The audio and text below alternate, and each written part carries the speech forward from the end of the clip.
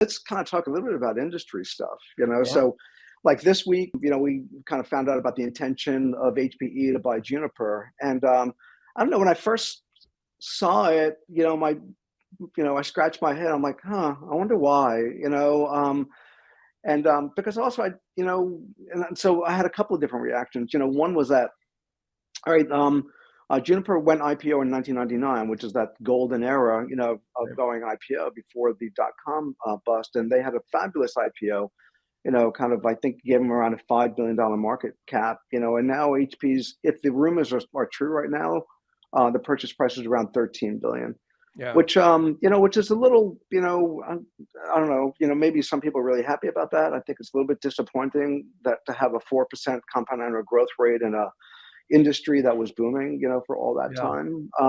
But like, say la vie, but the fit within HP, obviously it signals a big re-entry into the networking industry, and to provide services and support and products into the service provider space.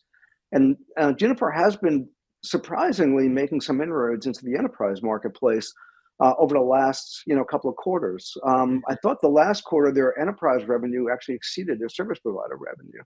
Wow. So I thought, it's always hard to like be the Monday quarterback, on these kinds of things. You Yeah. just don't know what's going on within the companies that are kind of driving that acquisition. But, I'm still kind of scratching my head. Is that the right thing? Because I think they could have bought so many other companies, that maybe would have been, on a higher growth rate. But anyway, so what do you think? Yeah. I mean, Juniper hasn't been relevant in what, 20 years? I mean, I don't know, what, 15 years? I mean, since Scott Krenz left, right? Yeah. So they just been in what I call the bottom of the bathtub since then, right? So, I mean, they're at high, they had $100 billion market cap, right? And I mean, that was during the dot-com stuff. So, I guess my view on it is I think it's a big thing for HP to chew. I mean, it's almost a merger of equals, right? I mean, Yeah. HPE's market cap is what, 20 or, Yeah. 18 or so it's, and mergers of equals, I know from Synoptics and Wellfleet do not work. So most likely it'll be a disaster integration because they'll probably do what everybody does and they'll try to be all nice and okay. Well, if they were smart, they'd go in and fire the entire Juniper executive team. Right. But humans don't do that because they want to be nice. So, okay, well, we'll pick one of ours and one of yours and one of ours and one of yours. And then you guarantee that it will be failure because who's in charge? Juniper thinks Juniper's in charge and HP thinks HP's in charge. And then they fight for 2 years. That's what we did at Synoptics and Wellfleet. Doesn't work. So most likely it won't work because mergers of equals just don't work. However, from a thesis perspective, it's actually not a bad, I think actually it's not a bad idea because look, Juniper's revenue is very high margin revenue. So they're going to get that. HPE's got to do something because they've been irrelevant ever since they were born, right? Nobody cares about them. And I think what's going to happen is, again, it goes back to kind of my thesis, which is networking is a system, Nick. We know that. Infrastructure is a system. It's not this and that and this and that. Networking is an end-to-end system.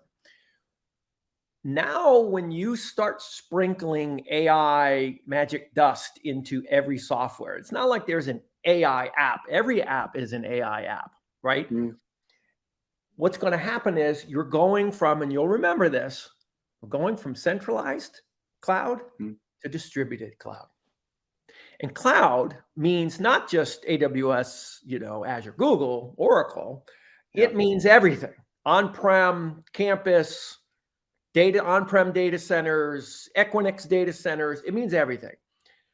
I'm going to need a fabric across all of that, end to end.